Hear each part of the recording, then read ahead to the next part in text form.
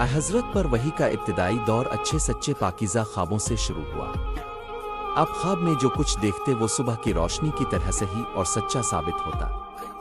फिर मन जानिब कुदरत अब तन्हाई पसंद हो गए और अपने गार हिरा में खलवत नशीनी इख्तियार फरमाई और कई दिन और रात वहाँ मुसलसल इबादत और याद इलाही व ज़िक्र व फ़िक्र में मशगूल रहते। जब तक घर आने को दिल न चाहता तोशा हमरा लिए हुए वहाँ रहते। तोशा ख़त्म होने पर ही अहलिया मोहतरमा हज़रत खदीजा रज़ी अल्लाह अन्हा के पास तशरीफ़ लाते और कुछ तोशा हमरा लेकर फिर वहाँ जाकर खलवत गुज़ी हो जाते। यही तरीक़ा जारी रहा यहाँ तक कि अब पर हक़ मुनकशिफ हो गया और अब गार हिराही में क़याम पज़ीर थे कि अचानक हज़रत जिब्रील अलैहिस्सलाम अब के पास हाजिर हुए और कहने लगे कि ए मोहम्मद पढ़ो। अब फरमाते हैं कि मैंने कहा कि मैं पढ़ना नहीं जानता। अब फरमाते हैं कि फरिश्ते ने मुझे पकड़कर इतने ज़ोर से भींचा कि मेरी ताकत जवाब दे गई। फिर मुझे छोड़कर कहा कि पढ़ो। मैंने फिर वही जवाब दिया कि मैं पढ़ा हुआ नहीं हूँ। इस फरिश्ते ने मुझको निहायत ही ज़ोर से भींचा कि मुझको सख्त तकलीफ़ महसूस हुई। फिर इसने कहा कि पढ़। मैंने कहा कि मैं पढ़ा हुआ नहीं हूँ। फरिश्ते ने तीसरी बार मुझको पकड़ा और तीसरी मर्तबा फिर मुझको भींचा। फिर मुझे छोड़ दिया और कहने लगा कि पढ़ो अपने रब के नाम की मदद से जिसने पैदा किया और इंसान को खून की फटकी से बनाया। पढ़ो और आपका रब बहुत ही मेहरबानियां करने वाला है।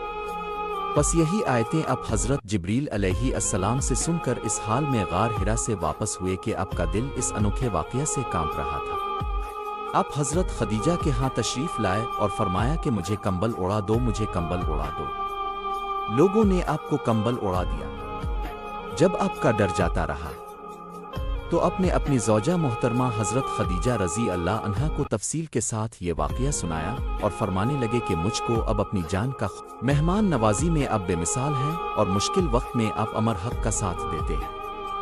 ऐसे औसाफ हसना वाला इंसान यूं बेवक्त ज़िल्लत व ख्वारी की मौत नहीं पा सकता। फिर मज़ीद तसल्ली के लिए हज़रत खदीजा रज़ी अल्लाह अन्हा आपको वर्का बन नौफल के पास ले गए जो उनके चचाजाद भाई थे और ज़माना जाहिलियत में नसरानी मजहब इख्तियार कर चुके थे और इब्रानी ज़बान के कातिब थे। चुनांचे इंजील को भी हसब मंशाए खुदाबंदी इब्रानी ज़बान में लिखा करते थे। इंजील सरयानी ज़बान में नाजिल हुई थी, फिर उसका तर्जमा इब्रानी ज़बान में हुआ। वर्का इसी को लिखते थे। वो बहुत बूढ़े हो गए थे, यहाँ तक कि उनकी बीनाई भी रुखसत हो चुकी थी। हज़रत खदीजा रज़ी अल्लाह अन्हा ने उनके सामने अब के हालात बयान किए और कहा कि ए चचाजाद भाई, अपने भतीजे मोहम्मद की ज़बानी ज़रा उनकी कैफियत सुन लीजिए। वो बोले कि भतीजे, अपने जो कुछ देखा है इसकी तफसील सुनाओ। चुनांचे अपने अज़ अव्वल ता आखिर पूरा वाक़या सुनाया, जिसे सुनकर वर्का बे इख्तियार होकर बोल उठे कि ये तो वही नामूस मुअज़्ज़ज़ राज़दान फरिश्ता है जिसे अल्लाह ने हज़रत मूसा अलैहिस्सलाम पर वही देकर भेजा था। काश में आपके इस अहद नबुवत के शुरू होने पर जवान उम्र होता। काश में इस वक्त तक जिंदा रहता जबकि आपकी कौम आपको इस शहर से निकाल देगी। रसूल करीम ने यह सुनकर ताज्जुब से पूछा कि क्या वो लोग मुझको निकाल देंगे, हालांकि मैं तो इनमें सादिक व अमीन व मकबूल हूँ। वर्का बोला, हाँ ये सब कुछ सच है, मगर जो शख्स भी आपकी तरह अमर हक लेकर आया लोग उसके दुश्मन ही हो गए हैं।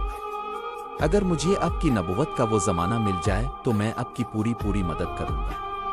मगर वर्का कुछ दिनों के बाद इंतकाल कर गए। फिर कुछ अरसा तक वही की आमद मौकूफ़ रही।